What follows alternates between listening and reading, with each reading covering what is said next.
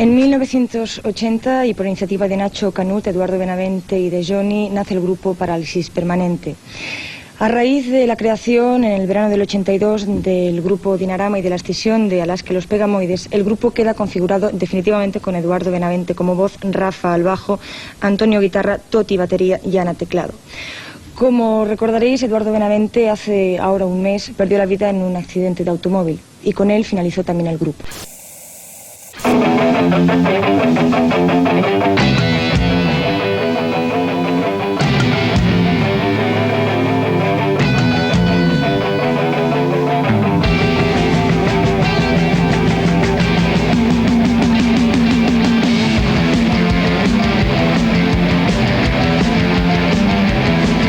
Desde el principio llamó la atención Parálisis Permanente porque era un sonido fresco, distinto, nuevo. Llevo 30 días sin luz, encerrado en ese ataúd, entumbado, soñando en mi celda. Es mentira, es una pesadilla. Parálisis era uno de los pocos grupos quizás que era mejor incluso un directo que un disco, ¿no? Y eso no se puede decir en todo el mundo en aquella época.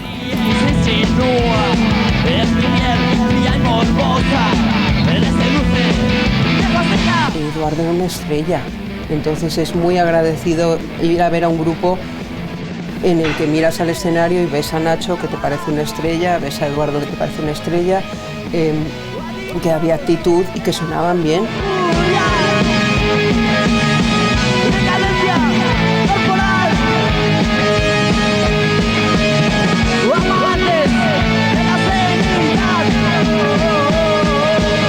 Eran como si dijéramos una locomotora musical muy potente de sonido.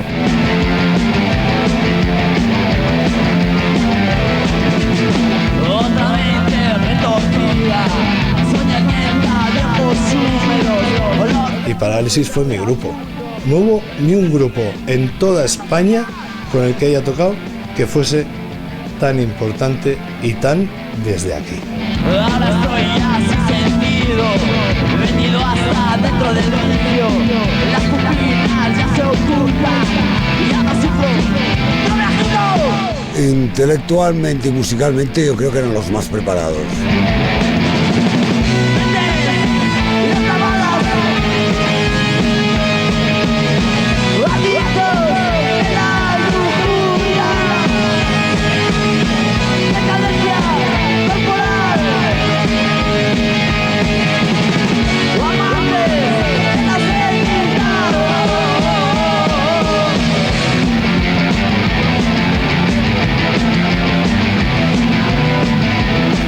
Yo diría que Eduardo concentró en sus 20 años una enorme capacidad de vivencias. Sobrevivió al nido de víboras que eran Alaska y los Pegamoides, y con Parálisis de repente ofrecía una fórmula que era nueva, un pop en el que había muchas obviedades, pero por otro lado ya veías también un talento personal y unas vivencias únicas.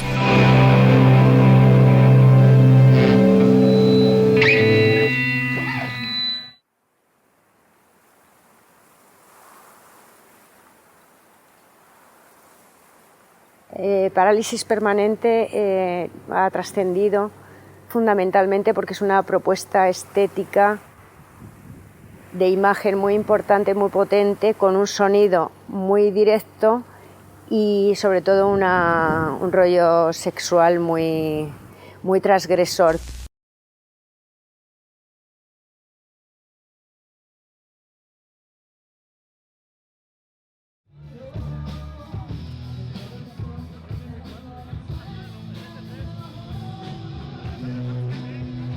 Para mí Parálisis lo que supone es como una bomba, una vida muy corta con un poderosísimo efecto. Estamos hablando de que 30 años después seguimos escuchando las canciones, estamos en México y chavales de 14, 15 años vienen a que les firmemos pósters y se muestran realmente emocionados de escuchar las canciones que fue absolutamente imposible que conocieran en su momento. Quizá había llegado en un momento, ¿no?, han pasado ya muchas cosas, seguro, un Chetal, y el sonido, esas canciones pueden sonar hoy bestiales, ¿no? Para mí, cuando todo esto empezó, fue realmente, cuando Curra me lo propuso, dije, yo tengo que tocar Autosuficiencia en directo. Tocar Autosuficiencia, tocar Texas, tocar Nacidos para Dominar, para un guitarrista es un placer.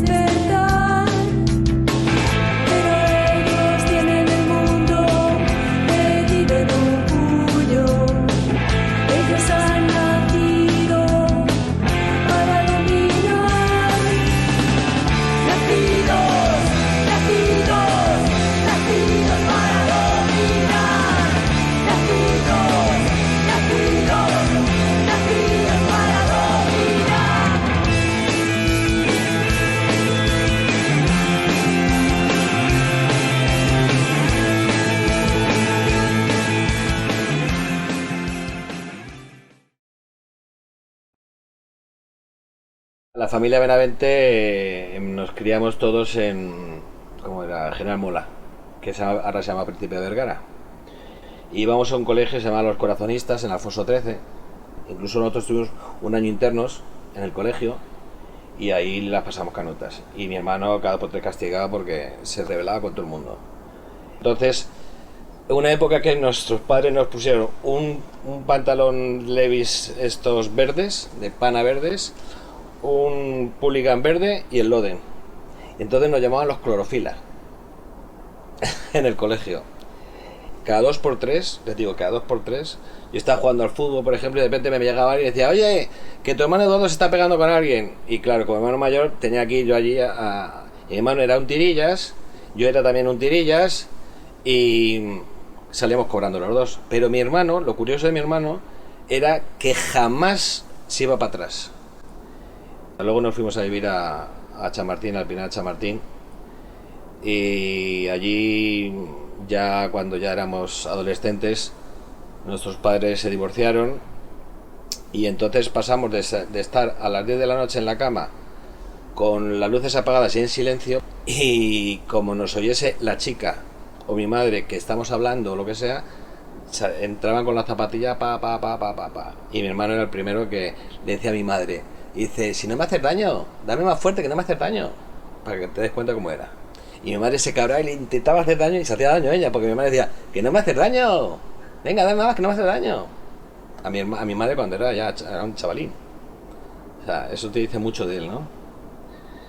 Y bueno, cuando mis padres se divorciaron, pues cada uno, ya te digo, de estar a las 10 de la noche en casa, pues a no ir a dormir a casa.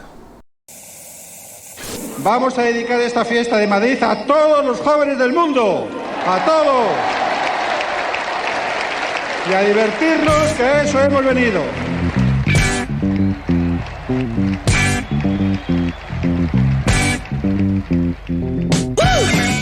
el secreto de la llamada movida no es otro que aparece una generación que no está traumatizada por el franquismo y ni por el antifranquismo, sino que simplemente dice: estamos en democracia, vamos a disfrutar de todas las posibilidades. Sí, era un momento en el cual había una generación con muchísimas ganas de hacer cosas, y era un momento además propicio, porque es que se podía hacer lo que se quisiera. Y entonces fue cuando empezó con el tema de plástico. Toti era un hermano más, porque desde que era pequeño iba a clase con Eduardo, veraneaba con nosotros en Alicante en esa época, y era un hermano más. Toti era como si fuese un hermano nuestro, ha vivido con nosotros años. Mi hermano fundó lo de plástico, pero claro, era un tipo de música muy popera, facilona, tipo Tequila y tal, ¿no? Y hicieron un par de conciertos, lo de la maqueta que ha salido ahora y tal, ¿no? Plástico se acabó porque cuando terminaban de ensayar las 3 canciones salía y estábamos Antonio Vega, estábamos nosotros, estaba Susana Estrada.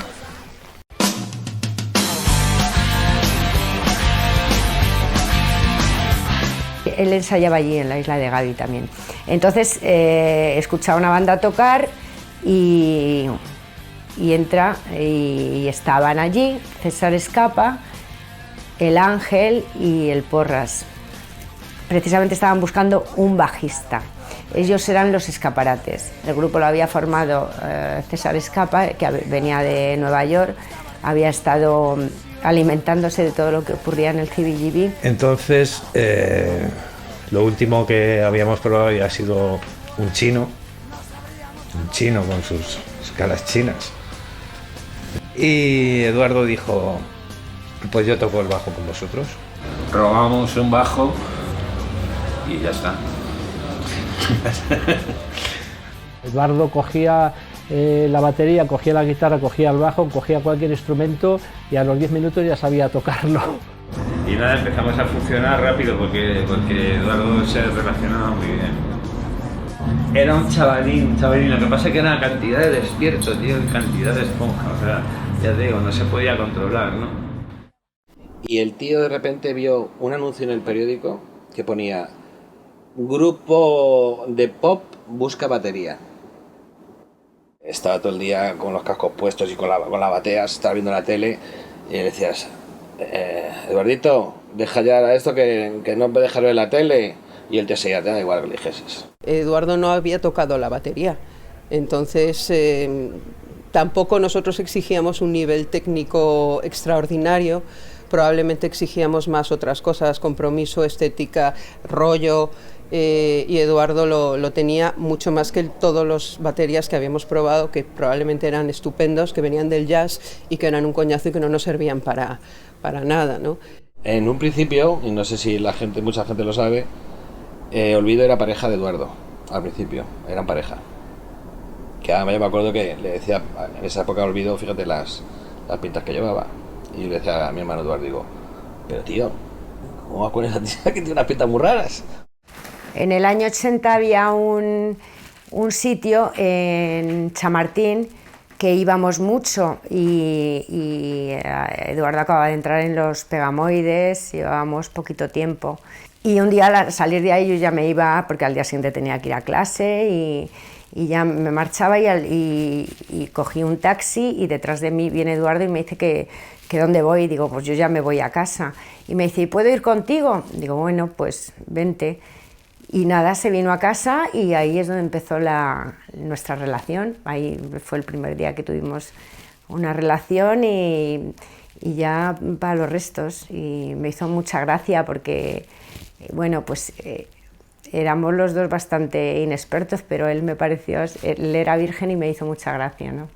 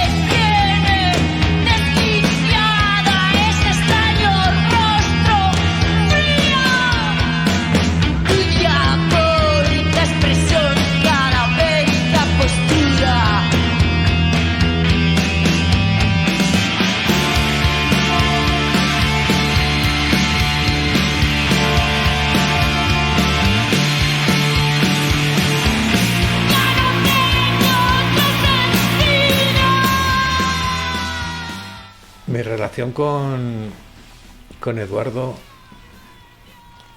fue una relación íntima. Cuando uno enseña a otro cómo debes colocar las manos en una guitarra, o cuando le metes una aguja en la vena, yo pienso que lo único que no hicimos fue follar, pero todo lo demás está ahí, ¿no? Con Eduardo tocamos en Madrid, en el Sol, en el Carolina. Y en concreto en el Carolina pues fue un desastre. Cuando llevábamos 15 minutos tocando una canción pues nos cortaban, la gente nos escupía, nosotros parábamos, nos bajábamos, nos pegábamos. Y bueno, aquello fue como el cenit de toda esta historia. El equipo se rompió entero, hubo peleas de bandas, un desastre.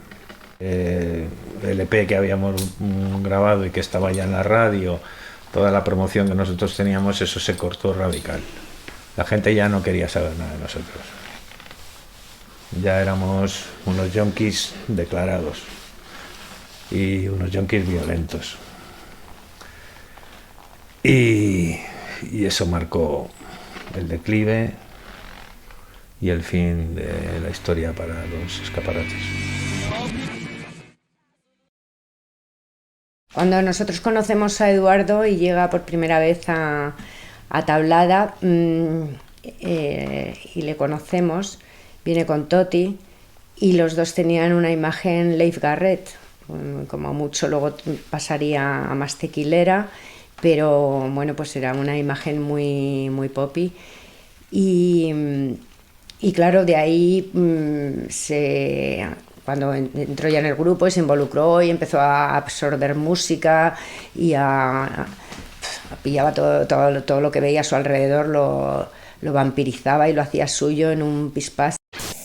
¿Podrías decirme cuánto tiempo de peluquería te lleva ir así por la vida? De peluquería, pero doméstica, porque me lo hago yo. ¿Cómo te lo haces? Entonces me lo hago en casa, me cardo, me hago un crepeado de estos y luego me echo laca y salgo a la calle. 10 minutos. ¿10 minutos cuesta hacer esa maravilla? 10 minutos. Eduardo, también de los Pegamoides. Cuando vas por el barrio así vestido, ¿qué te dice el personal? Muchas cosas. Por ejemplo. Pues ahí va un Pegamoide.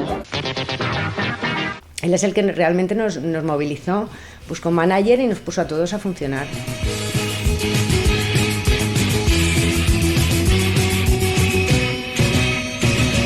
Pero hay un punto de inflexión ahí para Eduardo, que ya estaba muy integrado con nosotros y que ya salíamos, íbamos a conciertos y que ya yo creo que empezaba a escuchar otra música y a ver otras cosas. Eduardo se va detrás de Jun a Londres y es verdad, cuando vuelve con otra actitud.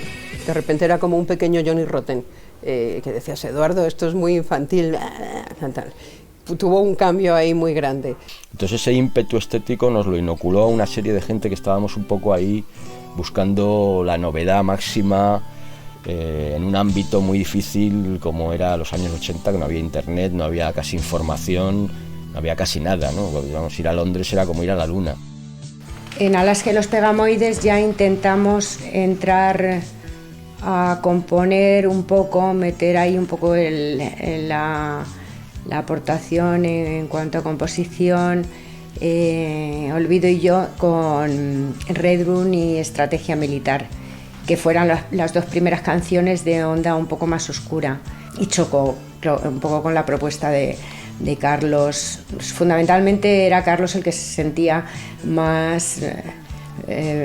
no quería hacía las canciones, pero las hacía a disgusto, a desgana, no ponía nada de su parte. Yo creo que en pleno ya momento ya de Carlos de decir basta de siniestrismo y de gotiquismo, que hay una anécdota en que perdemos el tren para ir a tocar a Avilés, me parece, con Aviador Dro, si no me equivoco, y Paloma Chamorro nos presta su Citroën para que vayamos. Entonces en el puerto de Pajares, porque entonces no había túnel para llegar a Asturias, no sé qué nos pasa con el coche y llevábamos una cinta de Killing Joke. Y dijo Carlos, esto nos pasa por tanto siniestrismo, estoy harto ya de todo tan gótico y todo tan siniestro. Bueno. Lo de el rollo Siouxian de bases y todo eso nunca me gustó. El comenzar de Eduardo con parálisis permanente fue porque Johnny le plantea a él que le enseñe a tocar la batería. Y entonces queda un día, y era cuando Eduardo todavía no había empezado a tocar la guitarra. Y entonces Eduardo le dice, pues muy bien, porque yo quiero empezar a tocar la guitarra, así podemos aprender. Tú aprendes la batería y yo aprendo la guitarra. Entonces llamaron a Nacho y en el local de ensayo, ahí en Tablada también, pues empezaron los tres a tocar y ahí es donde deciden montar Parálisis Permanente. Para mí era el grupo paralelo de Nacho, igual que previamente Nacho y Carlos habían tenido otro grupo paralelo con el Zurdo, que era algo que a Curra y a mí nos llevaba a los demonios, porque decíamos, ¿y por qué no ponen toda su energía aquí? Tienen que estar todo el rato como dos diletantes. En el momento que Eduardo y Nacho, por su mal comportamiento, como les llamaron, que es que eran muy ridículas las discográficas, les echaron, que no querían saber nada de ellos, pues Olvido y yo somos los que nos quedamos con el Carlos, Olvido y yo nos quedamos con el contrato con Hispavox. Un día en Hispavox había una salita a la entrada, pues donde esperabas para ir a hablar de la foto, del lanzamiento, de la promoción, de lo que fuera. Y un día estábamos en esa salita y bajó un directivo que ya ni siquiera sé quién era, así como de otros me acuerdo, de este no sé quién era. Y nos dio la mano y Eduardo y Nacho en un alarde punk no le dieron la mano. ¿Por qué? Pues porque no, o sea, una cosa absurda. Entonces les dieron la carta de libertad, los echaron de la compañía.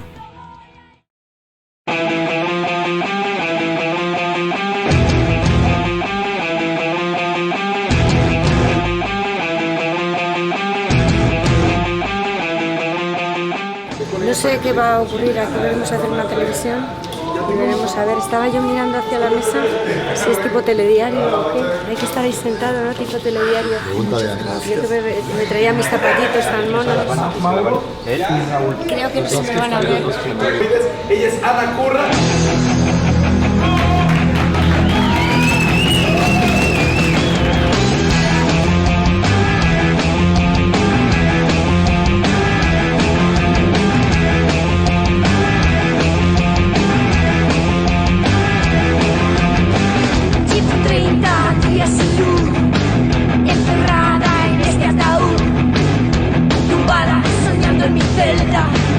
Es mentira, es una pesadilla.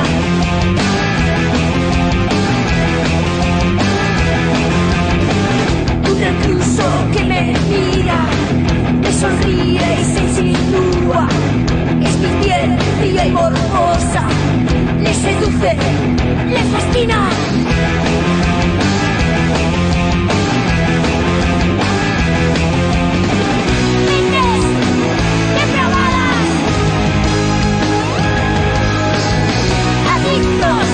A la lujuria, decadencia corporal, amantes de la obscenidad.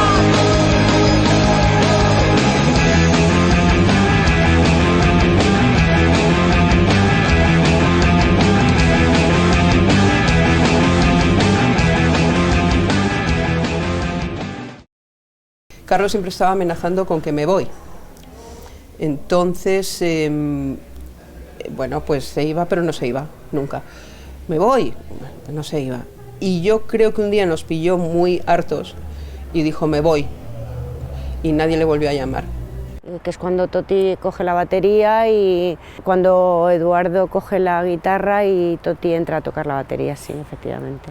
O sea, en los 3 meses de verano nos hacemos pues 80 y pico actuaciones en una España con unas carreteras terribles de malas y los conciertos eran lo mismo, uno en Coruña y al día siguiente en Valencia y al día siguiente no tenían ninguna coherencia, se contrataba un bolo en tal pueblo y luego al día siguiente en tal otro y entonces era realmente agotador.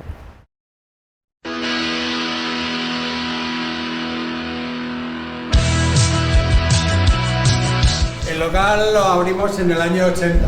Ellos empezaron a entrar en el 79, que estábamos en obra prácticamente, ¿no?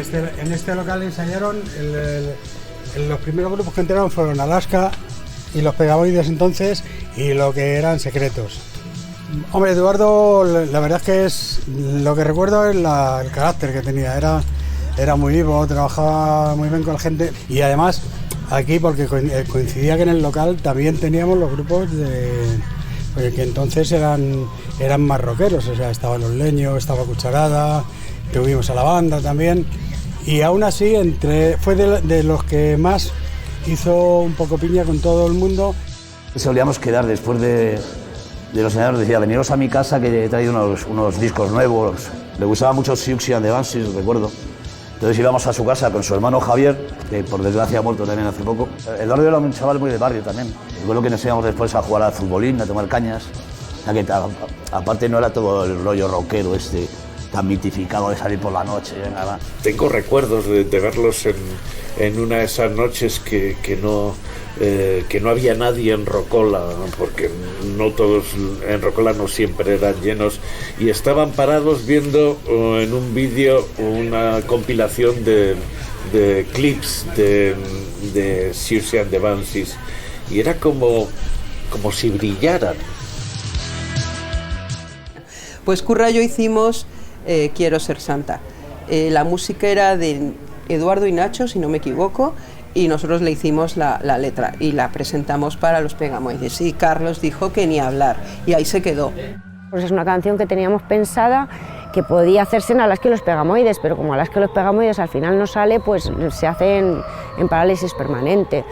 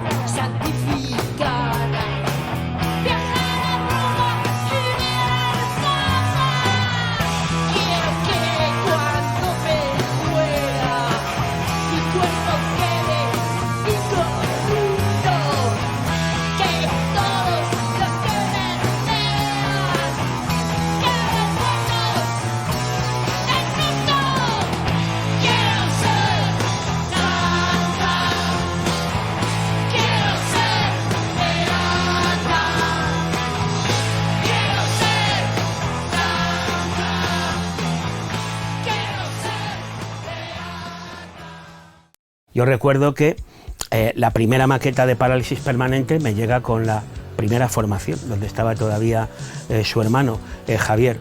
Y bueno, yo recuerdo que en aquella época, en el disco grande del año 1981, se transforma en un hit inmediatamente.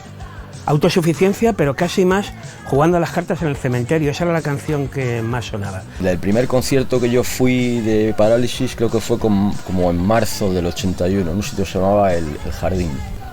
Los había oído en la radio era nuestro era fundamental a la hora de saber qué es lo que pasaba, quién tocaba, quién no tocaba, maquetas, demos, tal. Y ese concierto pues lo sonoricé yo y la verdad es que yo me quedé muy impresionado porque era una potencia desconocida en aquel momento en los grupos, ¿no? Esa agresividad y esas tablas y tal, pues era francamente interesante, ¿no? Luego Javier dejó de cantar, que no sé muy bien por qué.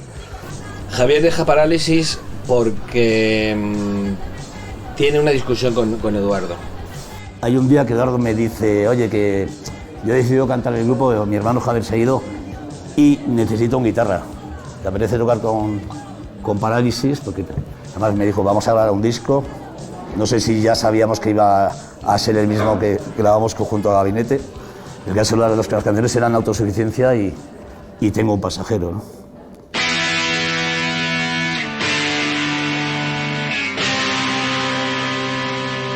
Ensayamos y sí, entramos ya a grabar el disco en los estudios Dobletonics de Madrid. Era un poco el estudio de la movida, ¿no? Entonces grabamos 4 temas en un estudio cada grupo y elegimos 2. Entonces Eduardo no sé cómo se enteró de que había en Pamplona una empresa, Tic Tac, que hacían el prensaje del disco. Seleccionamos una serie de fotos, yo me encargué un poco de la parte gráfica, porque yo estaba metido en una agencia de publicidad, tenía más conocimientos de todo ese mundo. O sea, 13 Cipreses se hizo en mi casa, Jaime, Urrutia y Eduardo. 13 Cipreses después dio la norma a no sé cuántos grupos que hicieron durante el 82, 83, todos los grupos españoles empezaron a hacer eso, ¿no? Entre la gran desesperación de las multinacionales que veían que el negocio de los punquitos y la nueva ola se les iba de las manos, ¿no? Y empezamos a distribuirlos pues por las tiendas, íbamos a la radio, pues eso sí que es auténticamente independencia, ¿no? Ahorita. Ya vamos. Vamos, César. Está ya. Ya regresamos, esto es Música de Miércoles del Rock para Todos y estamos de plácemes, estamos de lujo ya que tenemos a una invitada extranjera traída desde España y que bueno, tiene cargando una gran historia en lo que a rock se refiere. Estamos hablando de una de las precursoras de la movida en España que tiene que ver con los Pegamoides, bueno, ya ahorita nos platicará. Ella es Ana Curra y viene con su banda porque el día de mañana por primera vez tocan en México y Guadalajara fue una de las ciudades que nos complacemos en anunciar que tocarán el día de mañana. Ana, bienvenida. Bravo, buenas noches. Hola, Jalisco, Guadalajara. Y era una cosa muy deseada por mí y por todos los chicos que me acompañan, por toda la banda, que nosotros volvimos a poner en directo un repertorio histórico, un legado absolutamente histórico que era el de Parálisis Permanente. Yo sabía de hace mucho tiempo que México era un sitio que varias generaciones lo habían seguido. El otro día en el Chopo, que estuvimos allí firmando carteles y autógrafos, nos sorprendió muchísimo que había gente hasta de 13, 14, 15 años que no les dejaban ir al concierto y estaban todos apurados. Y bueno, y es que no nos dejan pasar porque allí solo dejan pasar mayores de 18. Fue también eso, una gran sorpresa ver que había generaciones tan jóvenes que habían recogido ese legado, ¿no?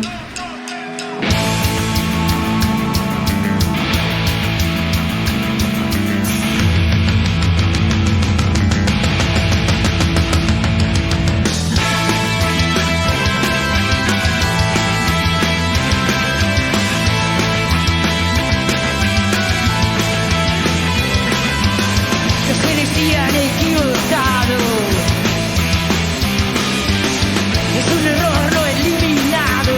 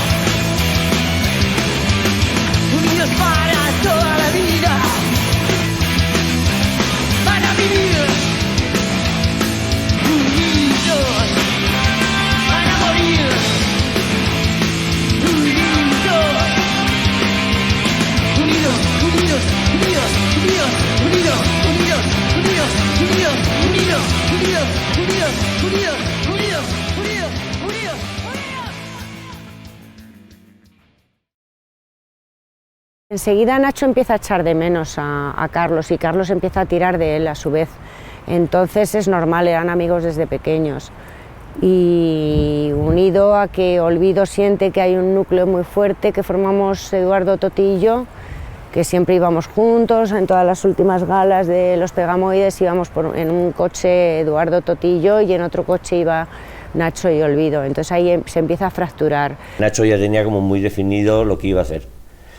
Eduardo y Curra tenían clarísimo que iban a seguir con Parálisis, que yo creo además que tenía en principio más futuro que Dinarama. O sea, Eduardo tenía tanta inteligencia, tenía tal visión de cómo quería que fuera el sonido en aquella época, que es normal que Parálisis Permanente se acabara desgajando de lo que era Alaska y Los Pegamoides. No pasaba nada cuando había un equilibrio extremo entre Eduardo en un extremo, Carlos en otro, Nacho haciendo bisagra yéndose con uno y con otro, y Curra y yo tirando. Ese equilibrio funcionaba. Probablemente cuando se fue Carlos ese equilibrio colapsó. Yo no sé en qué momento, además de coincidencia con eso, Nacho ya no está en Parálisis tampoco, ya tampoco estaba contento con la dinámica interna de Parálisis, entonces yo creo que está ya todo por todos lados.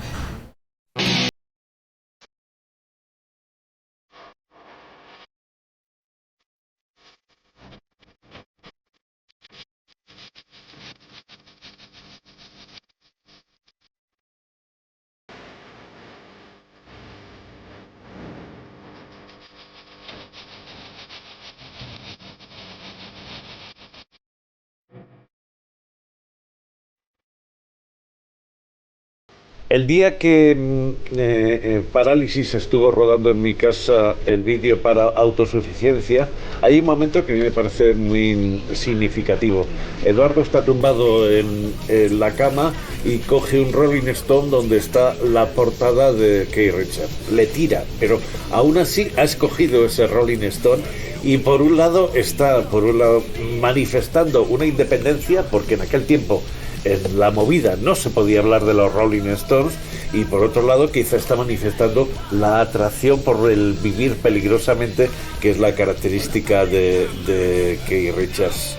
Autosuficiencia fue en el primer EP compartido entre Gabinete Caligari y Parálisis Permanente. Fue una composición, la letra de Nacho Canut y la música de Eduardo Benavente, y aunque los dos sobre la canción dijeran que tenía un sentido u otro, porque por ejemplo para Nacho era una parodia de lo que era un punk, mientras que Eduardo estaba convencido, la cantaba convencido de que esa era la actitud que él tenía y que había que tener en esos momentos, ¿no? Ser autosuficiente y hacer lo que te da la gana, ¿no? Ya no necesito a nadie, no saldré jamás. Ahora soy independiente, ya no necesito verte, soy autosuficiente al fin. Ahora soy independiente, ya no necesito verte, yo soy autosuficiente al fin. Me miro en el espejo y soy feliz.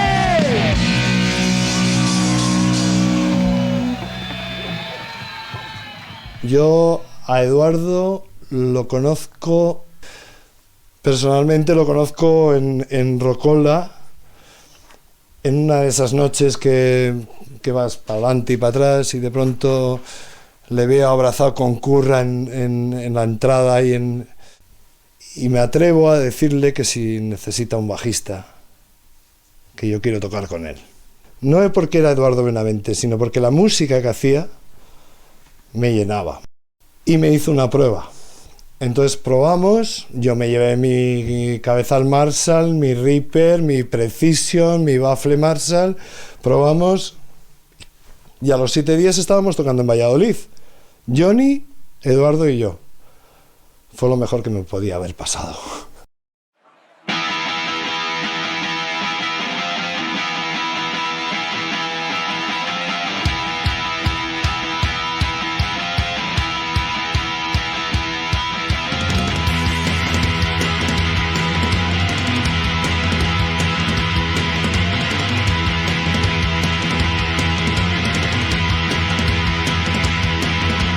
Si tú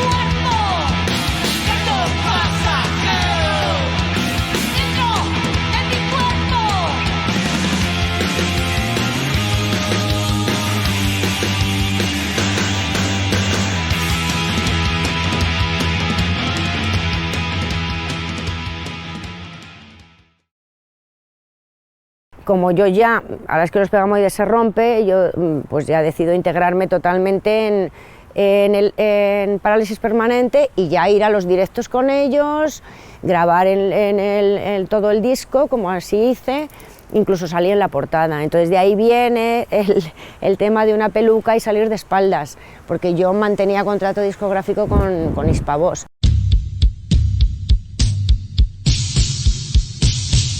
Yo sabía que tenía que ir a la Mili, pero tampoco estaba como, hostia, se tiene que ir a la Mili, pero también se graba un disco, un LP, que es antes de que se vaya a la Mili, que es el acto.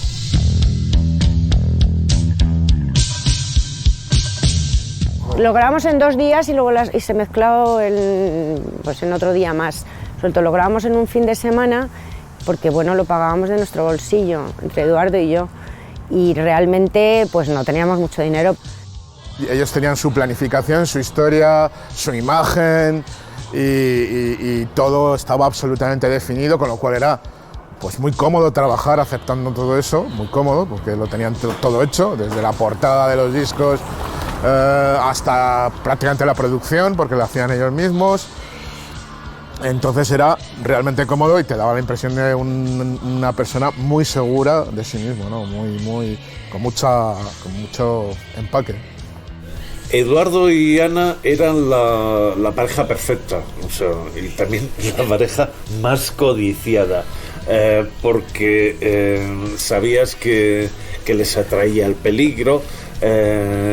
Estaba la portada del acto con ese aire sadomaso, que luego nos enteramos que era ropa confeccionada, cuero tratado por la propia Ana Curra, es decir, que era incluso artesanía. En las entrevistas presumían de su liberalidad sexual, etcétera, etcétera.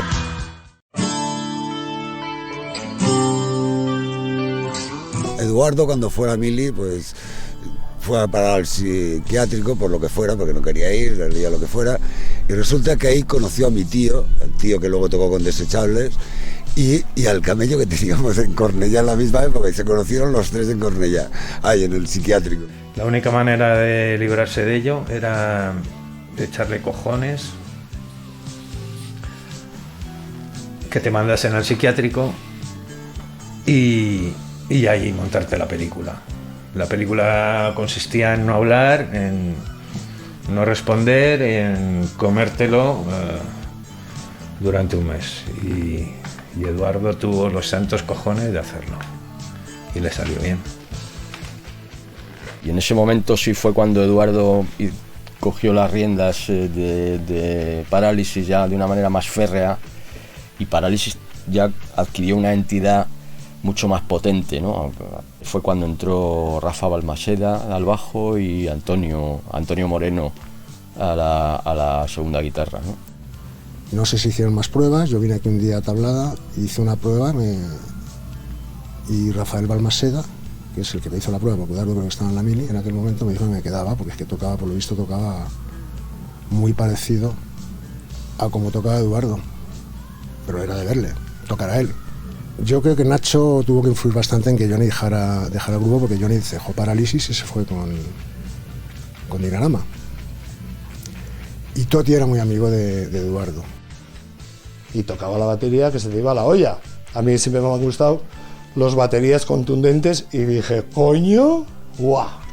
Si puedo subir el volumen. El sonido se consolidó y lo que es la idea de lo que refleja ya el acto con toda el concepto de grupo, de sonido, de letras, de más tipo sexual, ya apartándose un poco del punk más primitivo, sí que es el acto, con el acto. Y en esa formación, pues claro, es en la que estoy yo claramente, porque yo estaba detrás de Eduardo en todo. Yo, cuando íbamos a ensayar, Eduardo se enchufaba la guitarra y Héroes salió sola. Él traía el riff y salía solo. Y estábamos en un proceso continuo de poder avanzar y avanzar. Incluso de decirte que había más de 90 galas firmadas. Porque yo lo sabía. yo sabía que teníamos incluso salidas a París. Creo que iba a ir Alaska y Narama y nosotros íbamos a ir a la France, ¿no? Y dices, coño, pues que encima vamos a salir al extranjero. O sea, que la cosa estaba funcionando.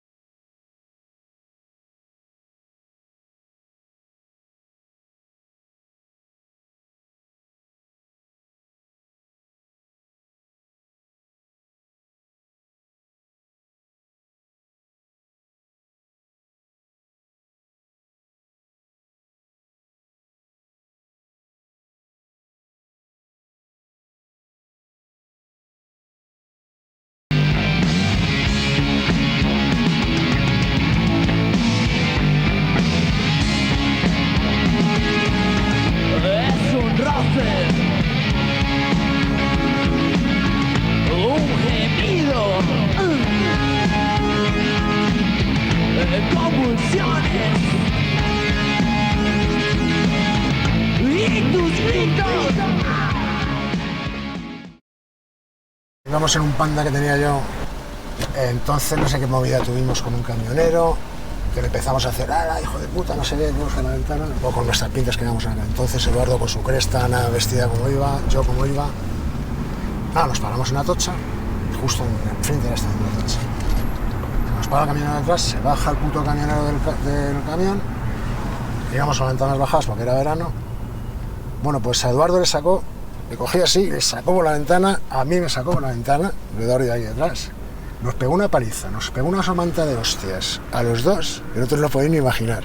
A Eduardo y a mí, en medio de la puerta de la plaza de la Tocha. Y Ana pegándole hostias al camino, un camino que medía 2x2. Entonces, en una de las hostias, a Eduardo no sé qué pasó, le hizo así en la mano, bueno, le rompió toda la mano y estuvo 2 o 3 meses sin tocar por culpa de aquella movida. 2-3 días antes, yo recuerdo que habíamos estado en la oficina y estuvimos hablando para, yo creo que lo último que salió precisamente fue Unidos, me parece, y había salido hace relativamente poco, y estábamos hablando para hacer un nuevo álbum y meterse otra vez en el estudio. Las conversaciones preliminares, ni siquiera habíamos reunido todavía concretamente para hablar de ello, pero como nos cruzábamos mucho en la oficina, porque también compartíamos la oficina como managers, pues sucedió esto que comentamos, y la última vez que yo estoy hablando con él fue acerca de, oye, tengo canciones para un nuevo disco, quiero empezar a hablar de ello y todo. Sonábamos bestial, o sea, bestial. Fue el llegar a León ya con 11 galas detrás y en León reventar. O sea, yo me acuerdo en el hotel yendo a la noche a dormir, ver a Eduardo como medio bailando, haciendo broma. Dices, joder, es que estamos contentos, ¿no? Es una historia que va bien, nos la creíamos todos, ¿no? No se cuestionaba, esto no queda bien, esto no se hablaba de eso cuando ensayabas, cuando componías. Las letras eran perfectas, la música era perfecta.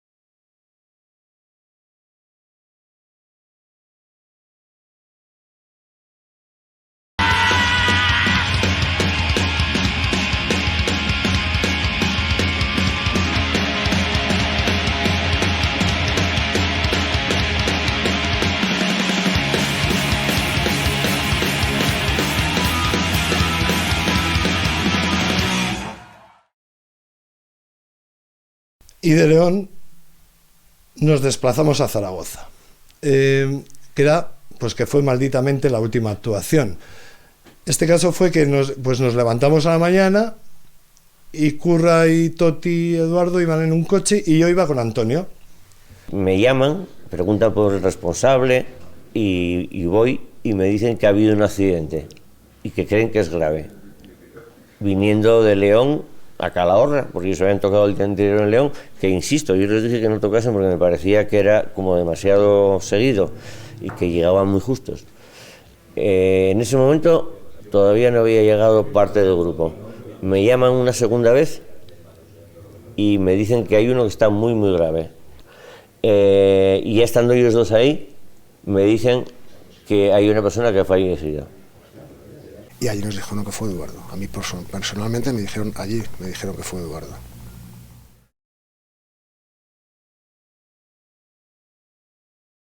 Quedaban 2 miembros vivos, que eran Curra y era Toti. Estaban sedados. Fue un momento de vacío total. El que a mí no me cambió la vida, porque Eduardo era una persona que yo iba a ver a los conciertos, no era mi día a día, pero fue la primera relación con la muerte que tuvimos todos. Pero fue un palo realmente gordo, ¿no? Porque realmente éramos muy, muy amigos. Y al morir él, pues claro, se creó el mito automáticamente. Les encanta la prensa y a la gente en el subconsciente necesitamos héroes, ¿no? Y necesitamos agarrarnos a algo. Y la gente, pues eso, a él no le ayudó, pero a mucha gente sí, ¿no? A poderse agarrar a un héroe, a quien parecerse y a quien... Eso fue un amarre más, ¿no? Creo yo.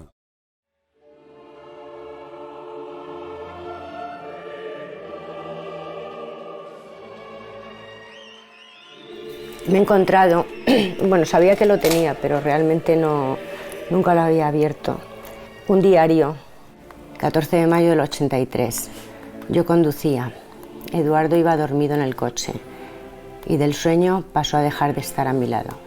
Me es imposible describir este horror. Eduardo hizo lo que quiso en todo momento y con parálisis permanente iba fum, fum, fum, fum, fum, para arriba. Pero él quería triunfar, era un triunfador nato, quería triunfar haciendo lo que él quería hacer. Y era una vitalidad la que tenía él que nos contagiaba a todos, claro, todo el grupo nos contagiaba la vitalidad que tenía Eduardo y de las ganas de comerse el mundo. Era una bomba, vamos. No, Ana estaba reventada, vamos. Estaba destrozada porque Eduardo y Ana estaban muy unidos en lo sentimental, en lo profesional, y además yo creo que se complementaban. Lo que le faltaba a uno lo tenía el otro y viceversa. O sea, la madurez, entre comillas, que le faltaba a Eduardo la tenía Ana, y la espontaneidad que le faltaba a Ana la tenía Eduardo. Y no era el caso de la bella y el bestia, sino simplemente el caso de dos personas con mucho carisma que se alimentaban el uno del otro y que hubieran podido dar una cantidad de música asombrosa y quizá haber cambiado incluso el rumbo del pop español por esa querencia que tenían por lo que ahora llamaríamos afterpunk y además afterpunk con canciones muy pegadizas y con mucha fuerza. La verdad es que siempre he pensado que hubiera sido si Eduardo hubiera superado esa etapa londinense en la que iban allí a vestirse y sacaban de allí sonidos y hubieran seguido su trayectoria propia, y es la enorme frustración que nos deja su muerte. Eduardo una vez me dijo que él iba a ser como Sid Vicious, que iba a tocar la batería, luego el bajo, luego iba a cantar y luego se iba a morir. La última vez que le vi fue en la Puerta del Rocola y como siempre me dio un beso, me dijo que me cuidase mucho, que yo valía mucho y me dijo, tú vas a sobrevivir. Y Hoy en día yo no sé si el que ha sobrevivido ha sido él o ha sido yo.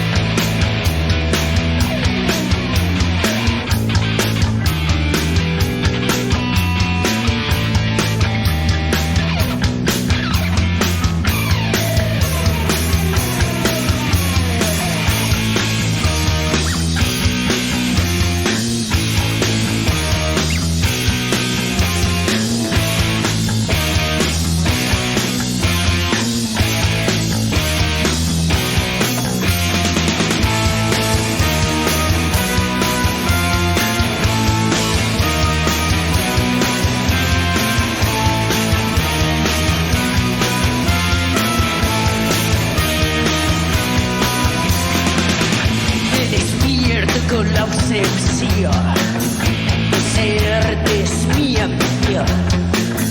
No pretendo oír tu voz, solamente la consumación. El acto,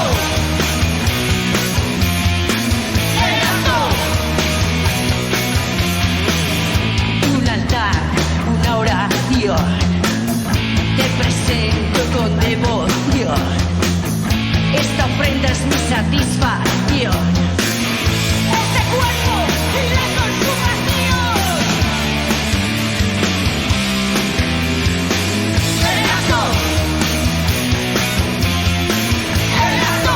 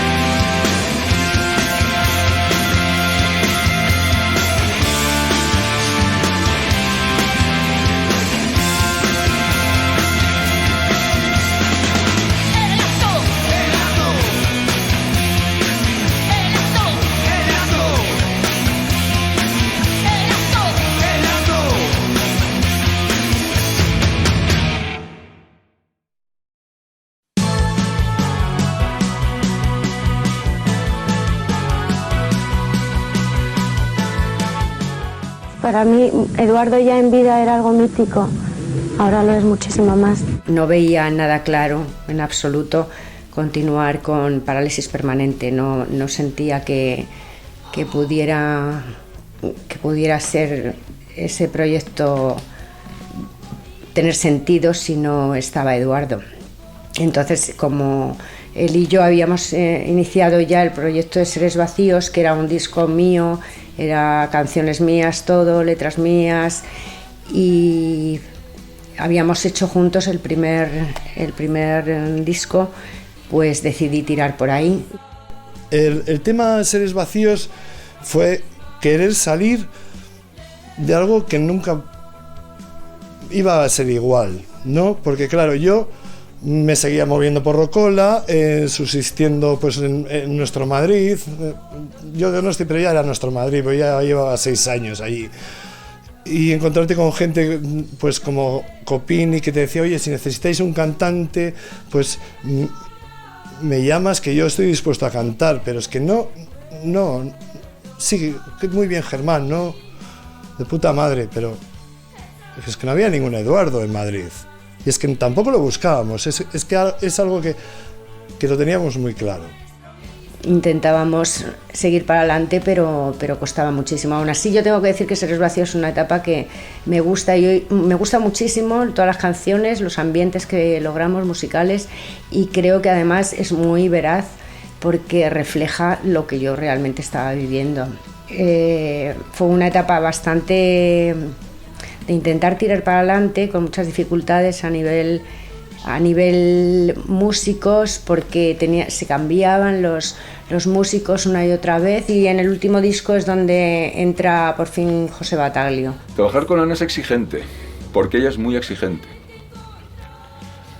Lo bueno es que es exigente con ella misma, y entonces esto te hace que ella es la primera que si hay que ponerse a trabajar, ella es la primera siempre. Con lo cual, si te quedas detrás, esto se te ve el plumero rápido. Y eso está bien, hay que dar ejemplo. Después es una persona abierta a las sugerencias. Es bastante cabezota y sabe lo que quiere, con lo cual hay veces que se producen diferencias de criterio, pero siempre desde la amistad llegamos a un buen punto y creo que hemos tomado decisiones bastante buenas en este proyecto. Y siempre además, la primera y en lo que estuvimos muy de acuerdo es hacerlo con extraordinario respeto, con muchísimo cariño y dando todo lo mejor que tengamos. O sea, ese legado de Parálisis, esas canciones, no se podían hacer de cualquier manera, no podían ser a nuestro juicio. Además, nunca quisimos hacer un revival de que sonaran como sonaban, no. De hecho, bueno, yo personalmente, lo que a mí me atañe, intenté buscar un sonido de hoy y hacer esas canciones con el máximo respeto, respetando la esencia, pero con un sonido de hoy.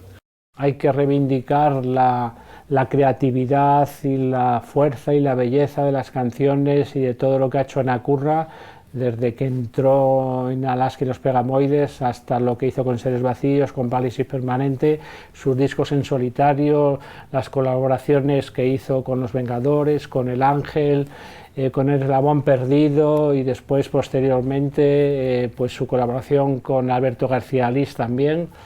Las fotografías que le hizo Alberto a Ana pues forman parte de lo mejor que se ha hecho en fotografía en nuestro país. Ha salido bellísima siempre, y encima ha resucitado, es un decir, después de varios años sin querer salir a los escenarios, ha vuelto con El Acto de nuevo y ha vuelto a ganar a la gente, que no lo había visto nunca, con gran éxito en México, en su gira por España, y yo creo que está en un momento fantástico, ¿no?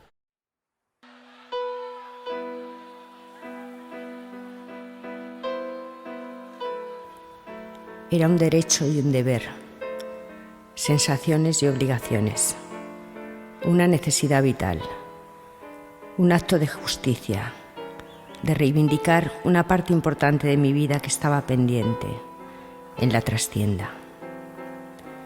He tardado en comprender que mi tesoro no era solo mío, lo tenía que compartir, era de todos los que lo deseaban ver y escuchar, aunque Eduardo ya no esté aquí. Pero sí el legado de canciones, y también estoy yo para legitimarlas en acción. Rescatar un aroma que inundaba mi recuerdo, como si de un perfume almizclado se tratara, restaurándolo en olor fiero y salvaje, real, sin ápice de nostalgia, con todo el poder que da la borrachera y el colocón del directo. Ya por entonces, la muerte nos perseguía, nos pisaba los talones, pero éramos demasiado jóvenes para creerlo. Hoy, 30 años después, he cerrado el círculo, fusionando el prefacio del Requiem con un canto de autosuficiencia, tal como imagino la gran fiesta del pogo final. Habéis sido convocados los presentes y los ausentes. Dedicado a mis muertos y a todos los vuestros.